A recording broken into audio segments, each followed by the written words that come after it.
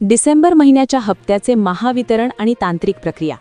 आज 17 डिसेंबर 2025 रोजी राज्य सरकारने मुख्यमंत्री माझी लाडकी बहीण योजनेच्या लाभार्थ्यांसाठी आनंदाची बातमी दिली आहे। आज सकाळपासूनच राज्याच्या वित्त विभागाकडून निधी वितरणाची बटन दाबून प्रक्रिया सुरू करण्यात आली।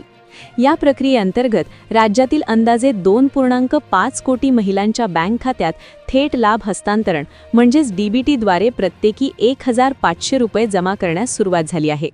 हे केवळ नियमित वितरण नसून यावेळेस सरकारने अत्याधुनिक सॉफ्टवेअरचा वापर केला आहे, जेणेकरून व्यवहारांमधील त्रुटी कमी होतील। अनेक महिलांना त्यांच्या नोंदणीकृत मोबाईल क्रमांकावर बँकेकडून पैसे जमा झाल्याचे संदेश प्राप्त झाले आहेत। ज्या महिलांना तांत्रिक कारणास्तव मागील महिन्यात पैसे मिळू शकले नव्हते, त्यांच्यासाठी सरकारने विशेष तरतूद केली असून आजच्या या महावितरणामध्ये अशा महिलांना प्राधान्याने स्थान दिले गेले आहे। सरकारने या वितरणासाठी जिल्हावार वेळापत्रक आखले असून पुढील 48 तासात 100% लाभार्थ्यांच्या खात्यात रक्कम पोहोचवण्याचे उद्दिष्ट ठेवले आहे।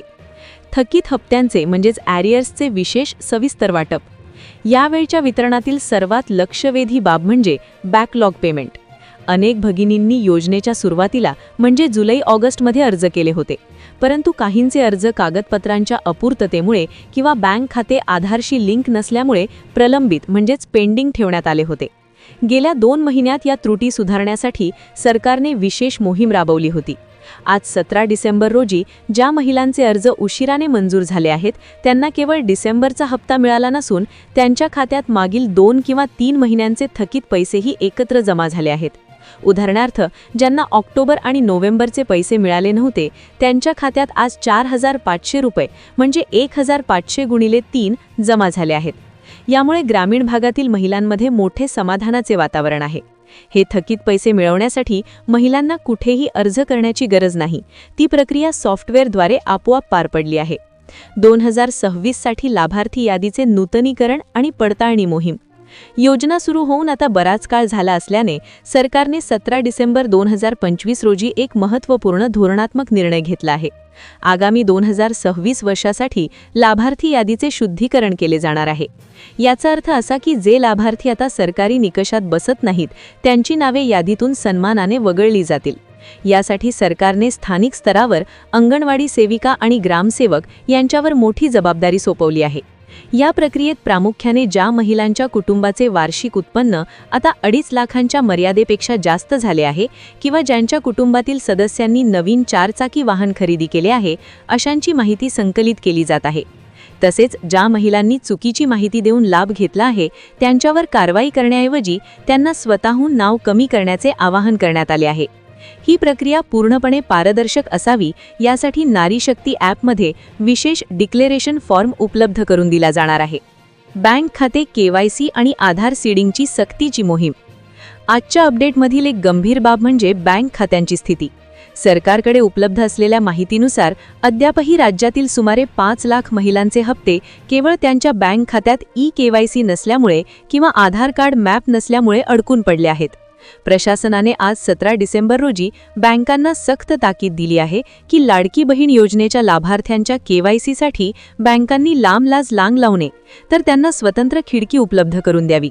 महिलांनी हे लक्षात घेणे आवश्यक आहे की जर तुमचे बँक खाते इनॅक्टिव्ह असेल तर सरकारकडून पैसे पाठवले तरी ते तुमच्या खात्यात जमा होणार नाहीत।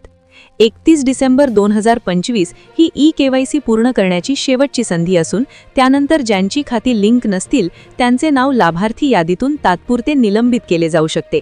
त्यामुळे महिलांनी तातडीने आपल्या बँकेत जाऊन आधार सीडिंग करून घेणे अनिवार्य आहे। तक्रार निवारण कक्ष आणि नारी शक्ती हेल्पलाईनचे सक्षमीकरण। योजनेच्या अंमलबजावणीत येणाऱ्या अडचणी दूर करण्यासाठी सरकारने आज जिल्हा स्तरावर लाडकी बहीण तक्रार निवारण कक्ष अधिक सक्षम केला आहे।